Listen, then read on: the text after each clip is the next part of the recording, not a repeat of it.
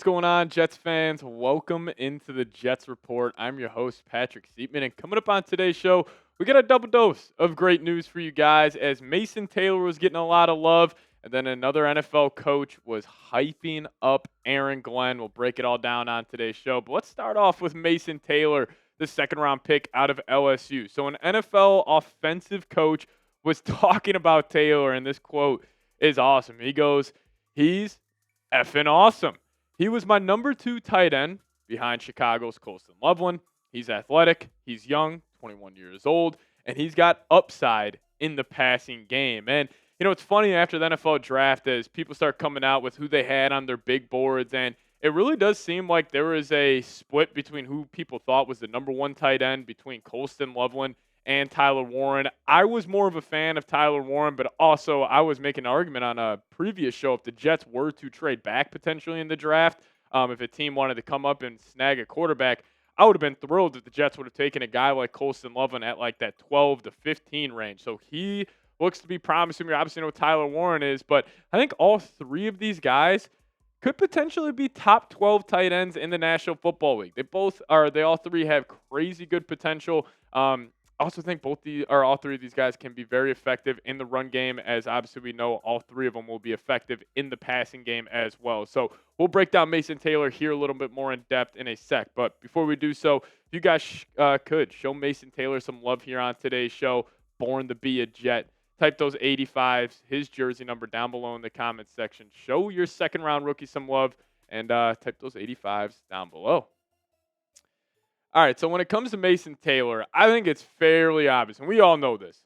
Mason Taylor needs to have an impact year next season, and you would love if he was in a spot where he didn't need to step in there and be that true tight end one and be very dominant in the pass game. But with how the Jets roster is shaking up offensively, he needs to be that. I wouldn't be shocked if he is the second highest receiving leader on this Jets team. So they're expecting him to have a big impact, but also Brian Baldinger. He was at a couple of Jets practices this offseason. He was showing love to actually Justin Fields, Aaron Glenn, but I thought what he had to say about Mason Taylor was the coolest part, saying when you watch him run, there's just not a lot of guys that are that big at 6'5", 250 that are that smooth. Look, the production of Travis Kelce is off the charts, but he looks like Travis Kelce running. Now, in the limited amount of, minicamp, OTA clips that we have seen from Taylor, he does move like Travis Kelce, that big body tight end. He can bend those routes off at extremely high level. He is super fluid as well. And really, we haven't heard a bad thing about Mason Taylor. Like Aaron Glenn has been hyping him up. Justin Fields has been hyping him up. And there hasn't been one negative report out of this guy. And even the fact that another NFL offensive coach was saying he's effing awesome. He was my second highest graded tight end.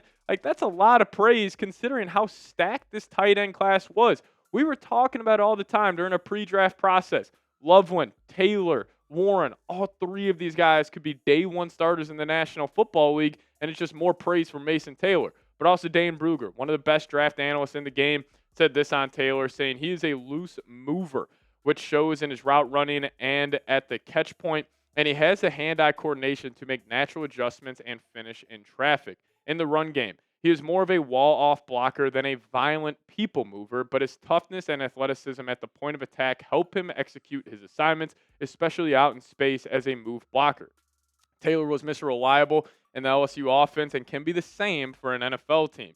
He projects as a solid NFL starter who doesn't have to leave the field and has some similarities to Hunter Henry. Now, Hunter Henry, when he was back with the Chargers, he was one of the better tight ends in the league, but I think Taylor's got more potential at that.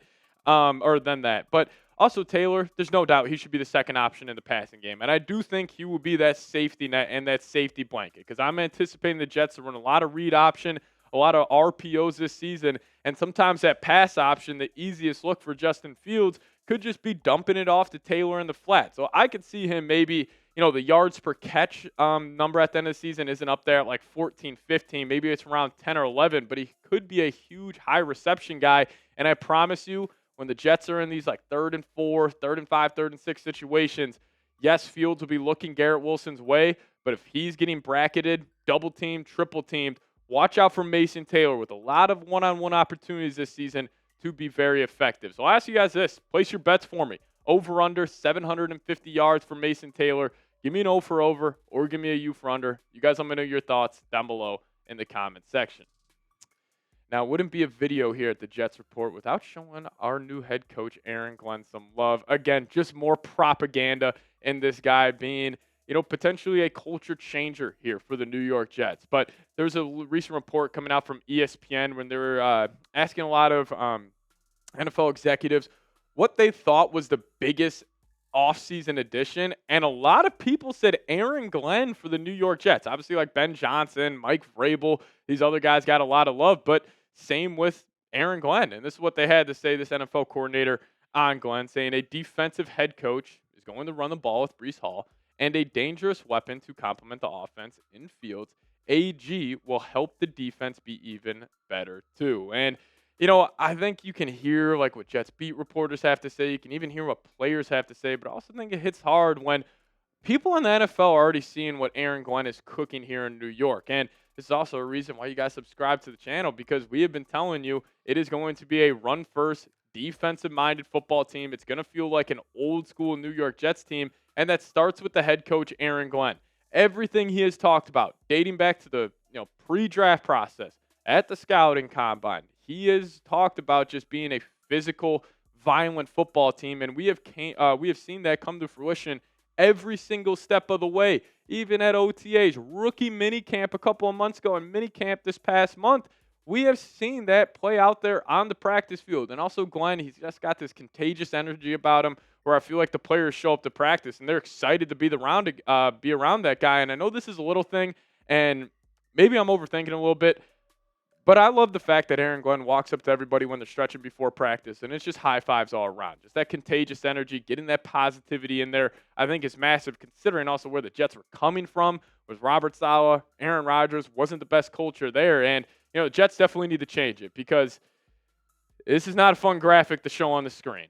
One winning season out of the last 10, and there have been some dark days for Jets fans, and hopefully brighter days are ahead with Aaron Glenn. But 5-12 last year, 7-10 the year before, then it's 4-13, 2-14, 7-9, 4-12, 5-11 back-to-back years, 10-6 in 2015, but then 4-12 in 2014. And I'm not saying Aaron Glenn's going to go post a 10-7, 11-6 record right away. But even if it's a 7-10 year, or even let's just say it's a 5-12 year, but you feel like the culture and just everything about the Jets has changed, I think that will be a solid, just improvement. It will be a building block year, and it starts right now. Because also, let's just say the Jets have, a feel around their team where maybe other players want to come play for Aaron Glenn. Like, that could help them recruiting free agents during free agency. And also, I cannot wait to see how Glenn, with this first draft class, just to see how these guys develop. Like the Arian Smiths, like, will he fix his drop issue? A guy like A.Z. Thomas, like, Mason Taylor, Malachi Moore, even a guy in the 4th round, and obviously Armand Membu, like, they have a lot of talent in that rookie class. So if those guys develop and they see other players, like maybe even a guy like Andre Sisco, if he goes out there and has 8-9 interceptions and he has a potential Pro Bowl year, which is definitely on the table, people are probably going to look at that and be like, oh, you saw what Aaron Glenn and Steve Wilkes did for Sisco? Maybe they could do the same for me, and then I'm going to go join the New York Jets. But all positivity here on Aaron Glenn, and I think he's going to have a successful season. But in terms of how many games the Jets will win, you guys let me know your thoughts down below. I got the Jets floating around at 8-9, potentially 9-8, but I definitely do think the 7th seed in the AFC is on the table for the New York Jets. So how many games will the Jets win next season? Let me know your thoughts down below. Hit that subscribe button on your way out. See you all next time. As always, go Jets.